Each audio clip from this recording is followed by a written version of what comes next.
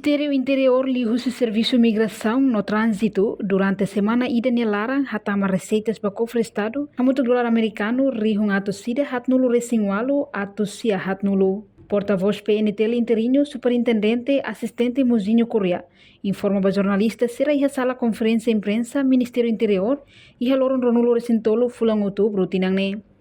Mozinho hateten, circulação transporte estrangeiro pesado no ligeiro nebetama e território nacional Timor-Leste, polícia trânsito e posto integrado hat macanesan. Batugde salele sacato no esilo, mostra colha receita husi movimento transporte hirakne.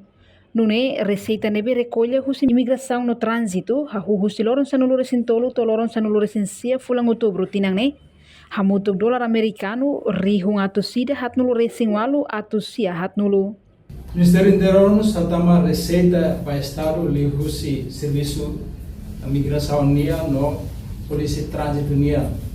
Total receita e a semana ida nelara e a $148.940 americanos.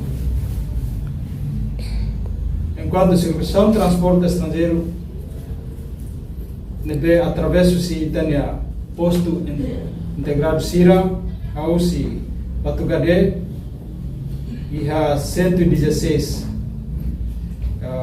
caretas e a Salele 63 e a Sacato 43 no ia o Ciro 4. Então a moto 226 veículos na beca tama para território nacional Timor-Leste. O movimentação de veículos consegue ratar uma receita $3.410 americanos.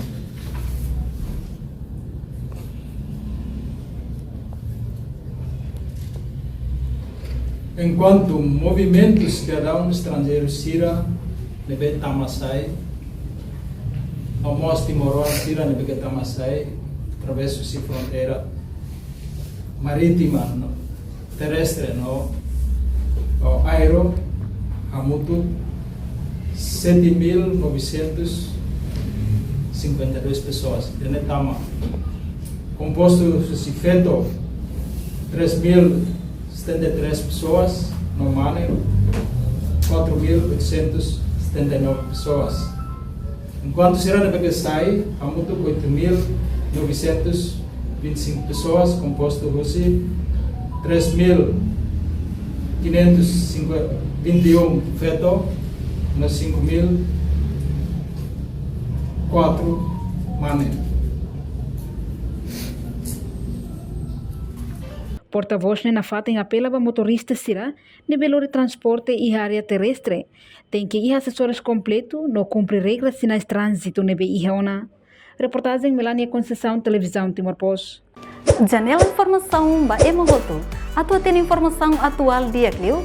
Kita haluha, hanehang botão subscribe, like, halo comentário no Fahia Tutang ba media sosial hotu.